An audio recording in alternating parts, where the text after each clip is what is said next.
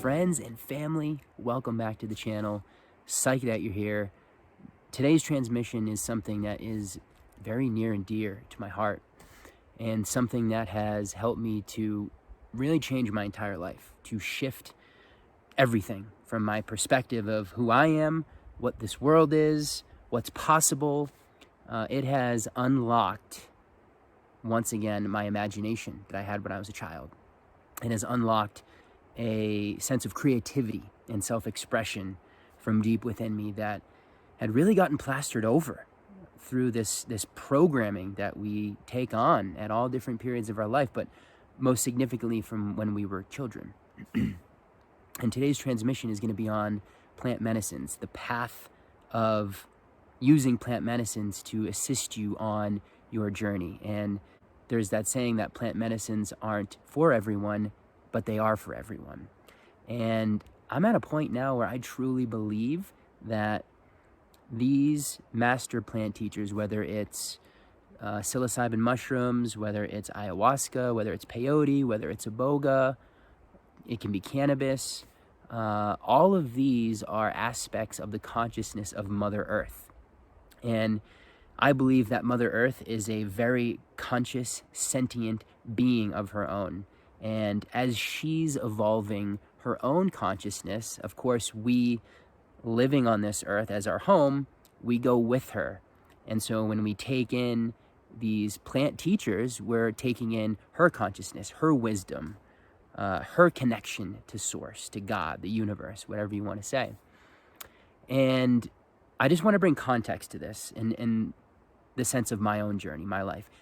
When I was 8 years old, I had an experience, and I can remember this so potently. I was watching the sun go down. My parents had kind of put me to bed early, and I didn't want to, and I was watching the sun go down, and I just had this thought of, life is not what I thought it was. And it was at that moment that I realized now that I dove deep into the programming. I started to go within myself in the sense of insecurity, in the sense of, oh wow, I don't know what this world actually is. Because when I was a kid, I would just always be out in nature, and I'd be creating and playing and in the moment. And then I just seemed to lose all of that in an instant. And it was at that time that I really allowed that programming to come in. And through schooling, what happens is you get really activated on the left side of your brain, the masculine side, the calculating, the rationalizing, the reasoning, the memorizing part of your brain, which is what we're really conditioned to do in the Western world and the way that we have our school system set up. So for me, the right side of my brain was completely shut down, and I was operating totally on the left. My sense of self-worth was coming from grades that I got in school, the letters that I got on my report cards, things that I could memorize. I felt valued from that. I felt like, oh, my parents love me more, people around me give me more respect the better that I do in school. And so I dedicated everything to doing well in that, and not even learning, but just kind of speeding through everything. I remember I would love to read books, but I would just zip through them for the accomplishment of getting it done, and without comprehending it or applying it to my experience, or I just didn't know any of that stuff because I was a kid. But anyways, fast forward to, the teenage years and early adult life. You're receiving this conditioning for so long, and your sense of reality and who you are and what your worth is based on for so long, that this side for me really became atrophied. And I think you see it too in schools. I was reflecting on this the other day. A lot of the people that didn't have the right hemisphere of their brain shut down, they still held on to some level of creativity, of expression, of imagination. They were very bored by school, very dulled. So they would be daydreaming. They would be not paying attention, and then they would get reprimanded for that. Teachers would yell at them for that. And then in that way, they sort of shut down that side of themselves and started to adopt the programming. Some kids didn't do that. Some kids were really able to maintain that. But I'd say the majority, we had a really strong imbalance going on within our brain. And I was not interested in music. I thought art was boring. I didn't want to take any of those classes. And that was a direct result of that imbalance within my brain. So my first experience with plant medicine was with cannabis. I started smoking cannabis when I was like 13 or 14. But more as a means to escape, more as, okay, my friends are doing it, people around me are doing it, I'll do it too. And I didn't have a connection with it. I wasn't using it in an intentional way. I didn't understand it at all. I was just playing with altered states of consciousness, as you tend to do when you're a teenager. But as I got a little bit older, mushrooms came into the equation, and I would take mushrooms recreationally, at parties, in college. And then there was a few times I took them with my younger brother and some of his friends. And what I realize now is that was a little bit of a calling going on. That I was taking in this consciousness that was starting to break things apart a little bit. That was starting to show me a little bit more of what's going on. And I remember when I would smoke cannabis, a lot of times I would get insecure, or I would get fearful, or I'd have anxiety. And what I didn't realize at the time was this medicine was showing me what is going on in my consciousness, the level of fear that I have, the level of insecurity that was going on, and how ungrounded I was from the earth, from myself, from my heart.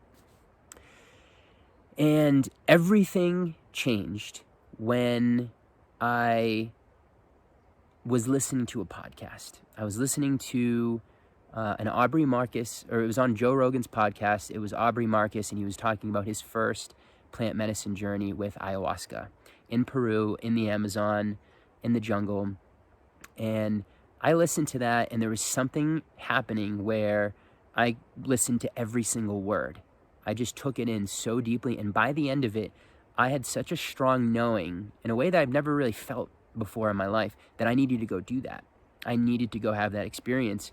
And I went on the website, I paid for the retreat. It was like 4 months in advance. I bought the plane ticket. I emptied out my entire bank account, which is not something I would typically ever do. And I said yes to it. And of course, leading up to it, I had lots of fear, lots of second guessing. And that's what our ego does when it knows that there's an experience coming of big expansion, because our identity is threatened by those things. But anyways, I went on this journey, and it was 6 nights in the Amazon. We had 6 nights of ceremony, and there is so many things that I can say about that. But for the purposes of this video, I'm not going to get into all that. I have other videos talking about that experience, but nothing was the same for my life after that. It was like the lid had gotten completely pulled off. I saw the other side of the veil. I remembered who I was. I felt how alive the earth was, and how we are a part of that, and how we're one human family, and how all of these belief systems that I was operating in ways that I saw myself were not real. They were just things that got into me when I was a kid. And then the beautiful grandmother, Abuelita Ayahuasca, she just went in like dynamite and blew up all of my fears, blew up all of those constructs in a way that was terrifying for parts of it.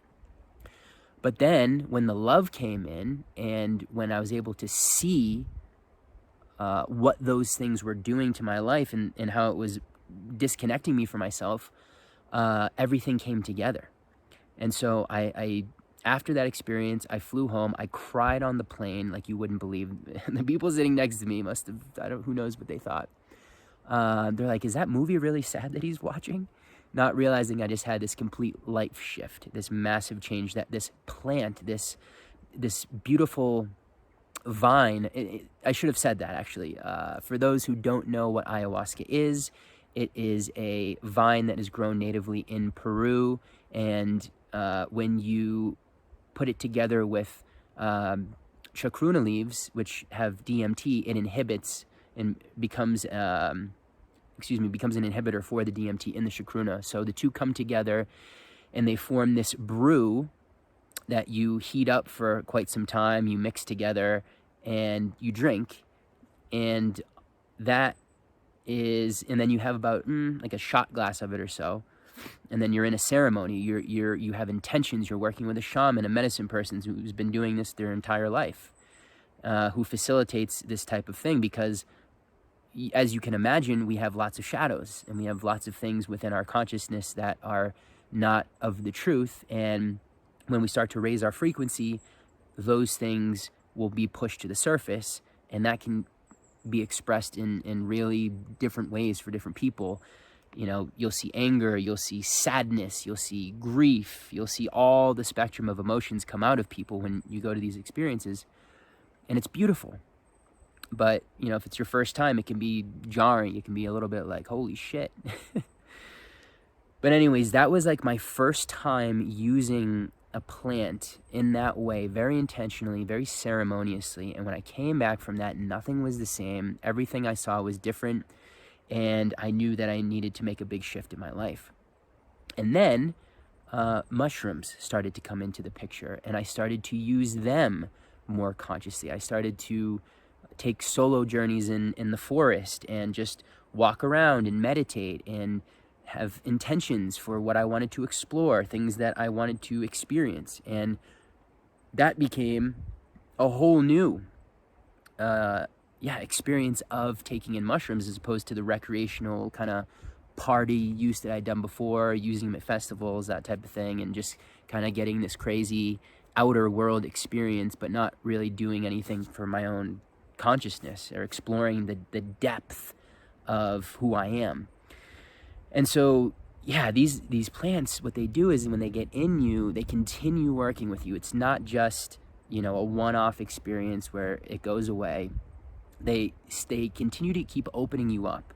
They keep leading you and guiding you and bringing you closer to the earth, because again, you're taking in through these plants the wisdom and the consciousness of Gaia, of Mother Earth. So that was going on, and I didn't even realize it. And then my journey led me to basically leave my entire life behind, go to California, and that's where the mushrooms really came in, and that's where ayahuasca came back in, because it had been about 4 years since I had done it in Peru. And all of a sudden, ceremonies started popping up everywhere. I started making connections with people who knew other people who were creating these spaces, and I found myself in them, and I found myself doing this really profound, deep work, and it just kept showing up in my reality. And it was the same with mushrooms. It was like every time I used them, they were able to guide me further and further, and they were able to show me more of who I really am. And when you get that feeling, when you get that sense in every cell of your body of, I know who I am, this is what it feels like to be the most me, it's the most profound experience I've ever had, and it feels so incredibly good. It feels like the truth, the deepest truth. There's no thoughts about it. There's no reasoning or trying to understand it. It's an embodiment. It's there, you know it, you feel it. This is my higher self. This is my highest self that I'm experiencing right now. And I'm connected to everything. And my sense of who I thought I was before that, 90% of that was bullshit. 90% of that was fear-based, trying to fit in, being a people pleaser. Constructs and beliefs that I did to protect myself from when I was a kid. And when all of that comes off, right? I mean, look at our world. Authenticity hasn't been valued for so long. Those who thought outside of the box were ridiculed. They were shunned out of society. They were cast out from their communities, right? Because they were not operating within the group think. They were seeing outside of the box, the limitations, the small, narrow band of frequency, of reality that so many were operating in. And they're like, guys, look at this out here. I mean, wow, there's a lot more going on out here and in here. Way more so in here. And we've had ascended masters and different incredible humans throughout history come in and try to show us this, and of course we kill them, or bad things happen to them. So we've got this thing in our DNA that tells us not to do that. It's not safe to do that. And you know, this goes into a whole other section of things, but my belief is that we've had many life. We're eternal consciousness within these bodies, and we're an expression of the all, having this experience through which our perspective is then feeding back information back to the source, back to the universe, expanding it. And so it's like a computer, right? It's like you get a computer and you put all your stuff on the cloud. You put your pictures, your videos, your songs, everything on the cloud, your documents. And then if your computer dies, that information is still there, and it's all connected to you in your consciousness. And that's the same with these bodies. This is like a computer. When this doesn't work anymore, I'll change form, and then my consciousness will take on another body for another journey in this big earth school. So we have this thing that's called the Akashic Record, and this is a record of all of our lifetimes. It's like a living library that our bodies are recording, like a black box on a plane, throughout this entire experience. And the reason I'm bringing that up is because as I started to journey more with these plants, I started to remember things not from this lifetime. I started to have experiences where I was speaking in different accents. I was speaking in languages that I wasn't familiar with, but it felt like so me. And I started to remember things that had happened, and I knew that that was an experience that I had had. And this is what's going on for many of us right now as part of this awakening process, as part of this remembering. We're having a strong pull to go to certain areas of the earth. Some of us are getting a sense of, I don't belong in this culture anymore. I don't belong in this area I've been living in. It's time for me to go. And that's the living library inside of you pulling you towards something that's going to help you to resonate more at the level of who you truly are. And that could have been from other lifetimes where you were really embodied as a much higher version of yourself. So there's a lot going on right now, and these plants, these beautiful plant teachers, are helping us in such an accelerated way to go through this process. Now, that might be a lot for some people. It might be a lot to confront all of your fears, your doubts, your insecurities, your outdated beliefs, being able to see yourself for all the bullshit that you've kept yourself in, all the suffering that you've allowed through these belief systems and sense of self-worth. It can be a lot to confront that. But the beautiful thing is, and when you have these medicine experiences with these plants, you'll see that there's a lot of people just like you. There's a lot of people that are wanting to know more. They're wanting to do that inner discovery. They're wanting to know the truth. They want to live a better life. They want to let go of the suffering. They want to access that calling that's going on inside of them. And so when you meet these people, it's like family. It's like family. And then to have the support and to be surrounded by other humans that are all doing this journey together, it creates this camaraderie that's like, it's really unlike anything else from what I've discovered. And so you realize you're not doing this alone. There's a lot of people that are also doing this on this accelerated path. And it's not, you're using these medicines very intentionally, very ceremoniously. Okay, you're working with them. You're not using them to escape. You're not using them as a cushion. You're not using them as a way to, just have this. And some people do, by the way. So let's put that out there. Just like anything else, you can abuse things. You can use these plant medicines in a way that, you have these profound experiences and you go back and do the same shit. I've done that. Many people have done that because we have to get to a place where at times the suffering becomes so great that we're like, okay, I'm going to now work with these medicines in a way that I'm going to integrate everything that I learned, and I'm going to keep embodying the experience that I had and have the practices, live the lifestyle, do the things I need to do to keep this going, keep building on this momentum instead of allowing myself to just get sucked back into the old patterns again. So it's a way to move forward really fast. And yes, could you get there through different forms of meditation and breath work and some of these other things? Of course, there's a lot of different ways to climb this mountain. But to me, and actually this is the other important part of this video as well. Like I said, my imagination was shut down. My right side of my brain was shut down. no interest in art, no interest in music. After working with these medicines over the years, I can go into an art museum and stare at a painting for 20 minutes and just be in such awe of what's going on. The right side of my brain was shut down. It was atrophied. The circuits weren't firing and wiring because of the programming, because of the conditioning, a lot of which was from school. So then when I did these medicines, all of a sudden, I am obsessed with art. I can go into an art museum and stare at a painting for 20 minutes and just be in complete awe of what I'm looking at. I remember I went to the Louvre in France not long after I'd had my ayahuasca journey, and just being so blown away. I was in there for like 5 hours. Every painting I would get to, I'd just be like, and then, seeing some of the Michelangelo sculptures, and then at one point I saw the Sistine Chapel, and I could just see, divinity that was flowing through that person, expressing on the canvas, expressing on the sculpture, the rock that they were sculpting. So I had this deep appreciation again for the beauty, for art, for nature, for this world, for this planet, for myself, for humanity. And music became a huge part of my life again too. I started playing guitar, I started playing drums. Just really forms of self-expression became so attractive to me, and it was like my brain was back into coherence. There was way more of a balance going on, where I had a strong desire to do these things again. And that is so attributed to the work with these plant teachers. I mean, they got my imagination online again.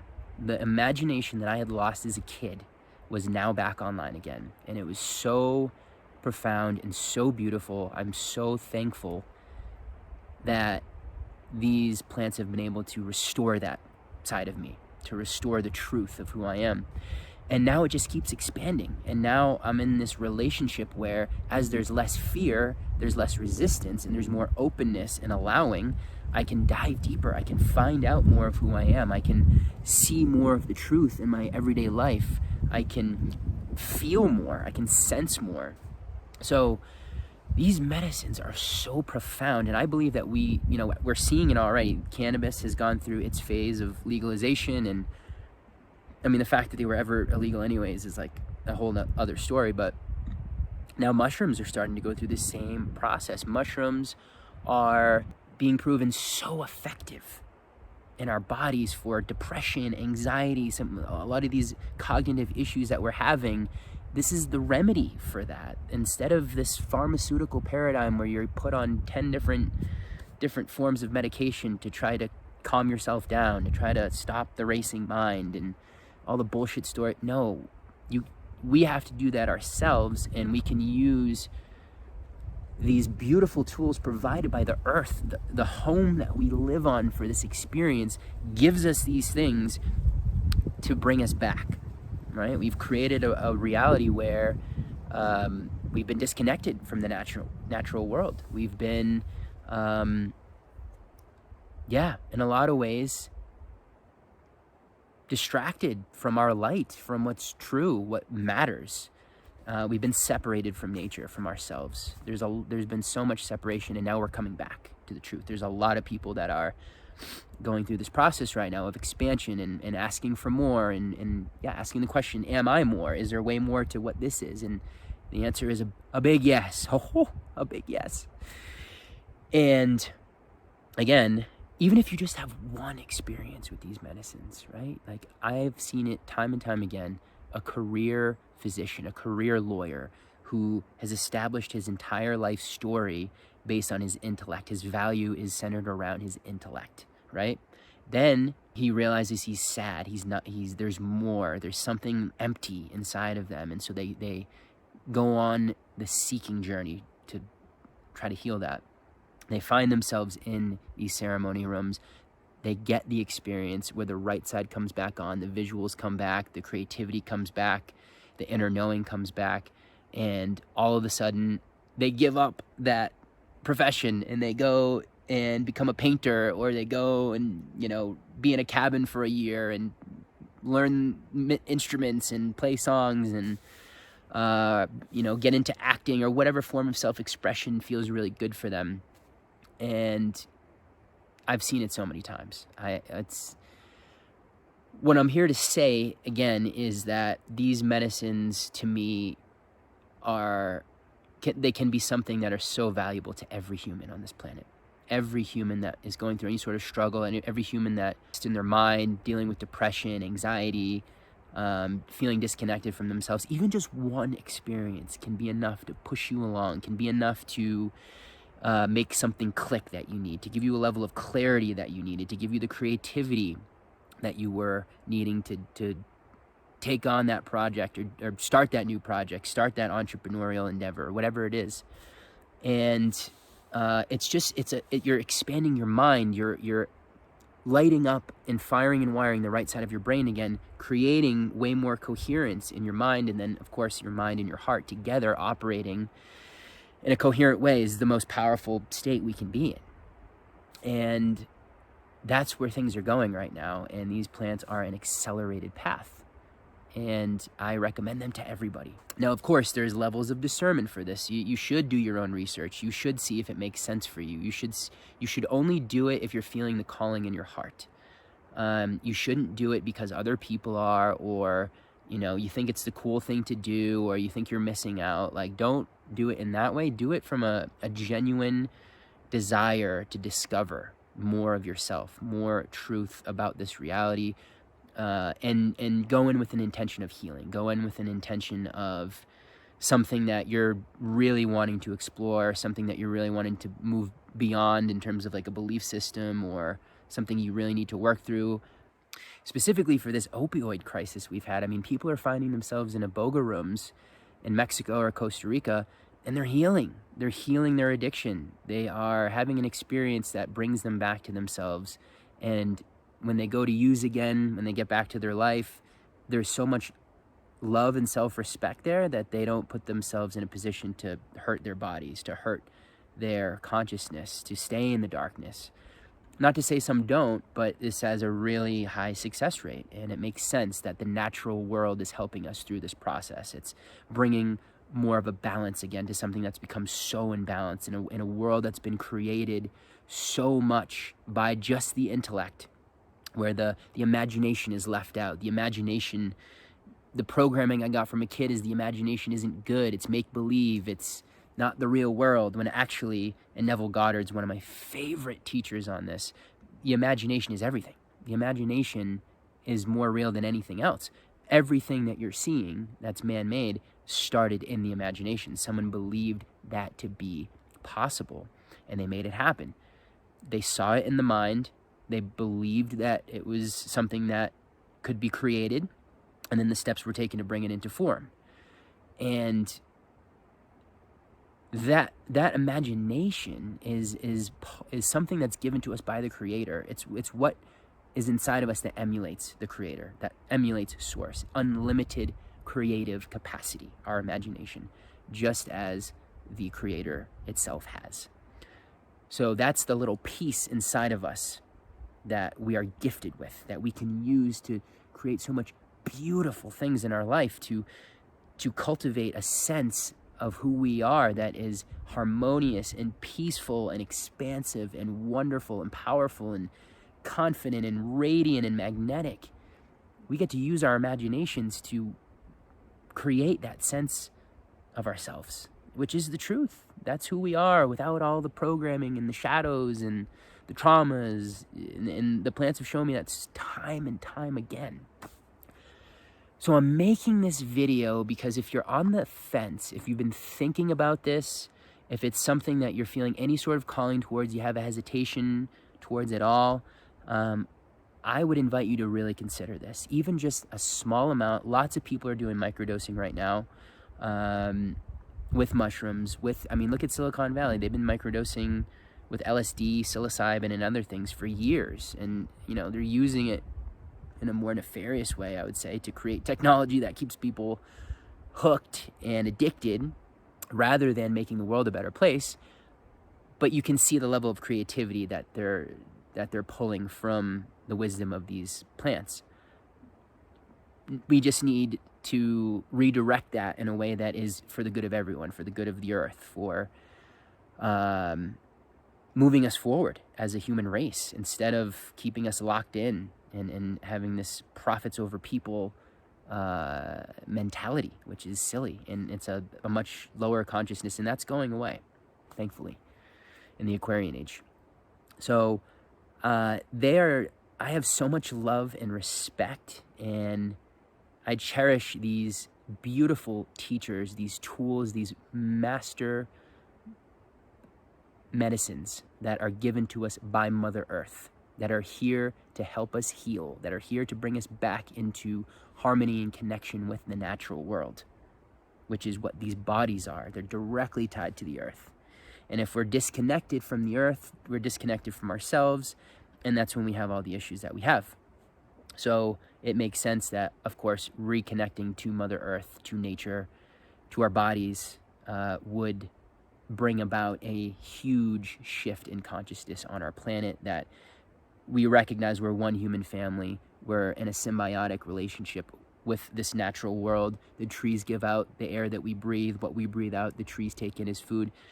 It's all one. It's all just one beautiful process. And the more that we understand that and start to live as that, everything's going to shift, because what happens inside of us is then reflected on the outside. And if you have a lot of humans doing this together, things are going to shift very quickly, because frequencies match. The inner world creates the outer world. So I wanted to create awareness for these plants, for these teachers, these healers, these earth guardians, because I have so much love for them. I could never give enough thanks and gratitude to Mother Earth for giving me these tools that have brought me back to myself, that give me the experience of my deepest truth and the knowing of who I am, that can see through the illusions, that can see the patterns that have created suffering in my life and show me a better way. So I wanted to express that to you guys today. And I know it's a longer video, but that's how I had to do it, because there was a lot there. There was a lot to share on this one. But sending you all lots of love, sending you all big time blessings straight from the heart here, and optimism, because we are truly going to a beautiful place. We're just in that phase right now where we're reconciling, we're purging, we're getting rid of these constructs, these old belief systems, these paradigms, these things in our ancestral DNA, our lineage that, our grandparents and the ones before them had to carry because of the way their environment was. We're working all of that out right now. It's very multidimensional. It can be crazy, but that's why we need communities. That's why we need to do this together. And for me, I've really found an amazing community around this work with these plant medicines, and I've had some of my best relationships come out of those places. Makes sense. Everything's magnetic, and the people who are on a similar frequency to you come into your life, and the ones that are not on that, they start to fall away, and that's part of the process, and it's beautiful. So I wanted to share that. And also, I have been facilitating mushroom journeys, and over the last couple of years, actually, and more specifically this last year, has been really powerful, where I've really stepped into that. And I can tell you that each one, we have a group of usually between 7 to 10 people. Each one of these gets more profound, gets more powerful. There's more magic, there's more connection and intimacy and authenticity, and just, it's like this sense of family that I am just amazed by, and it just keeps growing and expanding each time that I hold spaces like these, and the people that find themselves in them are incredible. And so for 2022, I have a lot of these planned, and they keep saying to me to continue this work, to keep creating these spaces, bringing people in, because people are ready to have that. They're ready to receive this. And I never thought in my life this is what I'd be doing at this point, at 34. But that is what's the most alive for me right now. I love these weekends. They are so fun. They light up my soul. To see the joy in everyone's face by the end of the weekend, where you feel like you've met family members that you're going to be connected to in some kind of way the rest of your life. it is so special to me and sacred. So I'm going to be coming out with a calendar for the retreats for next year. And if you have questions, if you have interest in these spaces, I also offer one-on-one private custom ceremonies as well as private group ceremonies. So instead of, more of a random group of people, you can work with, just yourself to get a much deeper dive, or you can work with, just your friends or people that are close to you, and we can have the ceremony in that setting. And I can tell you that these are unlike anything you've experienced before. These are profound. These are, like I said, magical. Things come through, things happen, and miracles occur. Things that really open up your mind, and you get that taste of your true self that you can never go back from. And I love to create spaces where that can occur. And there's musical expressions, there's deep sharing. We use other medicines like cacao and hape and some of these other ones that are really beautiful. But this is a big year. This is a big year for this. And I can already feel it. There's going to be more magic and more profound experiences than I've ever even had before. I get amazed every time. I'm like, what else can there be? And then I just I let myself be in the energies from the different people that I'm with. And every time it's like, it just blows me away. So reach out to me, shoot me an email, find me on Instagram. I'll link everything below. I'll have that schedule up on my website, followyourpath.live, L-I-V, soon. And again, I'll have everything linked below. So I hope that this spoke to your heart in some kind of way. It's crazy to think that my entire life changed because of a podcast, right? Because a guy was willing to share his experience, put himself out there, and talk so deeply about something that shifted everything for him. I got to experience that for myself. So my intention is that this video maybe could be a version of that for one of you that tunes in at some point. Who knows? So with that being said, the sun's going down here in this beautiful, beautiful Montana environment. And I hope you guys enjoyed that, and I will see you soon. Much love.